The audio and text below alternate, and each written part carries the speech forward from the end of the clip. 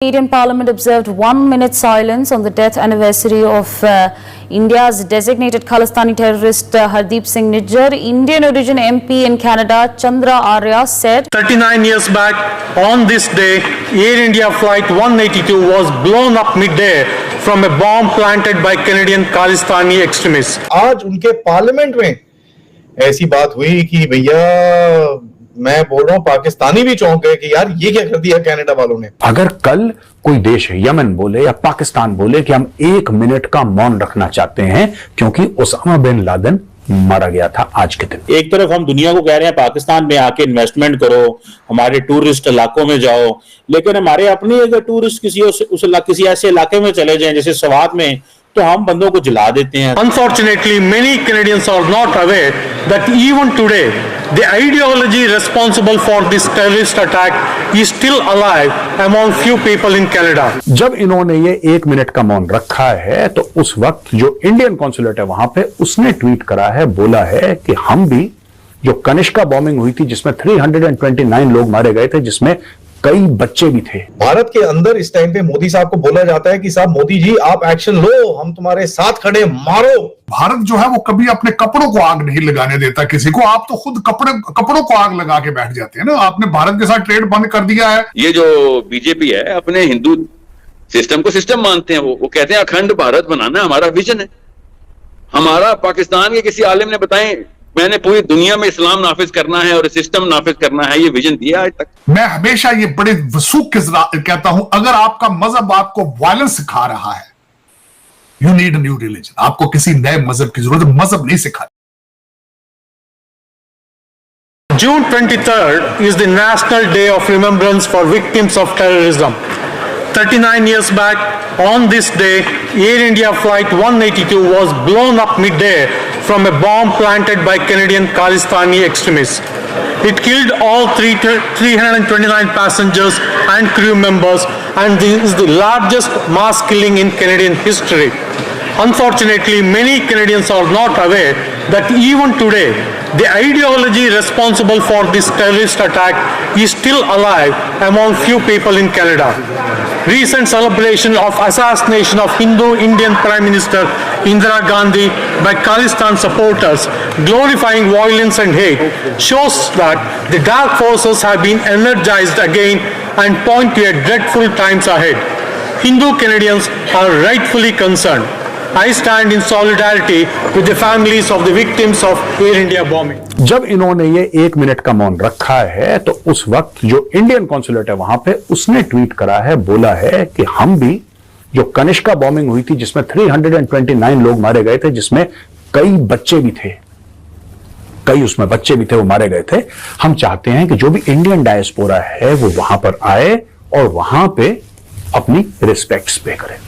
दोस्तों, कनिष्का की ट्रेजेडी के बारे में आपको पता है, जिसमें 300 से ज्यादा लोग उनकी जानें चली गई, उसमें बच्चे भी थे, बेचारे बच्चे भी चले गए। हम कहते हैं खालिस्तानी टेररिज्म। खालिस्तान है कहां आखिर? ऐसा कोई खालिस्तान तो है नहीं। There is nothing called Khalistan.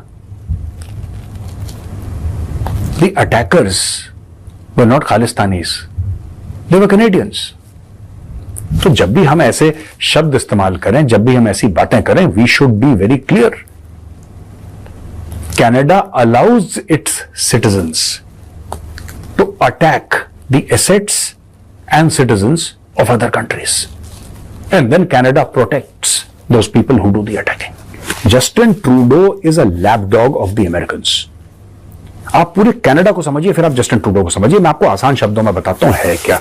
America बोलता है भौंक तो ये भौंकता है, अमेरिका बोले काट तो ये काटता है। ना इसके खुद के दांत, ना इसकी खुद की जबान, ना इसका खुद का गला। ऐसे कुत्ते को बोलते हैं शू, जस्टिन ट्रूडो को बोला शू तो ये पार्लियामेंट में भौंकने लगा। मैं क्यों ऐसे बात कर रहा हूं? आप बोलेंगे यार ये तो लफ्ज बड़े सख्त है मेजर साहब, क्या किसी देश के प्रधानमंत्री के लिए आपको ऐसा बोलना चाहिए? बोलना तो नहीं चाहिए, लेकिन अगर जस्टिन ट्रूडो है तो we can take a little bit of discount. अभी तक इसने प्रूफ नहीं दिया कि निज्जर को भारत ने मारा था। हम बड़ी टफ लाइन लेंगे। तुम क्या टफ लाइन लोगे यार? एक बात बताओ, तुम्हारे पास है क्या कनाडा? और जो लोग भी इस गलतफहमी में हैं, जो भी सो कॉल्ड खालिस्तानीज हैं, जिनकी गलतफहमी है, भारत के दुश्मन हैं, जिनको एक गलतफहमी है कि कनाडा कुछ कर लेगा, क्या कर लेगा कनाडा यार? तुम्हें क्या लगता है जैसे तुमने अफगानिस्तान में अपनी फौजें भेजी थी तुम भारत भेजोगे? ये हो नहीं सकता, ये हो नहीं सकता। क्या तुम्हारे पास भारत से बड़ी डिप्लोमेटिक एक स्ट्रक्चर पड़ा हुआ है? यह भी नहीं हो सकता। तुम्हारे पास भारत से ज्यादा पैसे हैं? यह भी नहीं है। तो जब बेटा कुछ नहीं है तो why you wasting anybody's time and everybody's time? आपके स्वाद के अंदर जिस बंदे को थाने से निकालकर आग लगाई गई है, आपकी इतला नर्ज है, मेरे यहां अमेरिकन दोस्त हैं, उनके व्हाट्सएप के ऊपर भी वो मैसेजेस आ चुके हैं। जलती बॉडी, वो चल रहा था, जलती बॉडी जलती थी। इन सर्कमस्टांसेस में कोई जाएगा वहां पे जहां आप जिंदा इंसानों को, इसी तरह आपने श्रीलंका के मैनेजर को सियालकोट के अंदर जलाया था, बिल्कुल, फिर सेल्फियां खींची थी यहां पे। अब मैं उस वाकया का खासकर आपके देखने वालों को, शायद हमारे देखने वालों को ना उसकी तफसील पता हो, मैं थोड़ा सा बताना चाहूंगा। सबसे पहले तो इस्लाम इन चीजों की इजाजत नहीं देता जी मसा।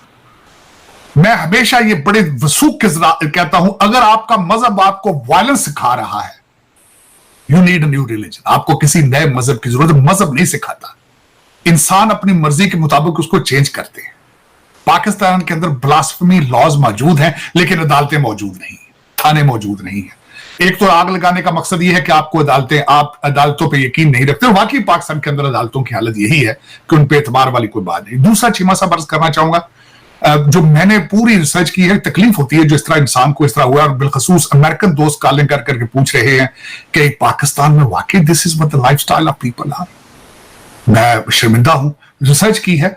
तो वो बंदा एक तो मलेशिया रह के आया चीमा साहब, ज़हनी तौर पे बीमार था, उसने अपनी बीवी को डाइवोर्स कर दी थी, और बचपन से खासकर उसके बारे में एक और वाकया पता चला है। उसका वालिद वहीं भी किसी पेट्रोल पंप के ऊपर काम करता था, और ये बचपन से हमेशा कुरान पाक लेके जाके वहां बैठ के तिलावत शुरू कर देता था। लोग उसको बैठे हुए साईं जी समझ के उसको पैसे देते रहते थे। इस तरह का माइंड सेट था।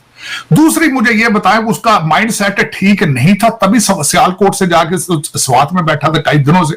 फिर तीसरी एक और बात बता, तुम ज़हनी तौर पर ठीक भी हो सकता है उसकी किसी वेटर के साथ लड़ाई हो, उसने गलत बात बता दी हो, क्योंकि आपने तो उसके ऊपर शहादतें इकट्ठी नहीं की, विटनेसेस तो देखी नहीं, एविडेंस तो देखी नहीं किसी लोगों ने। फिर उसके बाद एक मौलवी साहब है, वो पहले मस्जिद में गए, उन्होंने मुझे स्पीकर इस्तेमाल करने दिया जाए, उन्होंने इस्तेमाल नहीं करने दिया। फिर उन्होंने एक लाउड स्पीकर का बंदोबस्त किया पूरे शहर के अंदर, फिर उन्होंने किया। और दूसरा, जो हमारा मुर्शद जो हर वक्त तस्बीह पकड़ के बैठता है, जेल के अंदर बैठता है, जो कहता है कि मैं मुर्शद हूं, तो फिर जादू सर चढ़ के बोलेगा ना, जब पीरनियां जिनों के साथ पाकिस्तान चलाएंगी, तो फिर उसका रिजल्ट यही होता है ना चीमा साहब।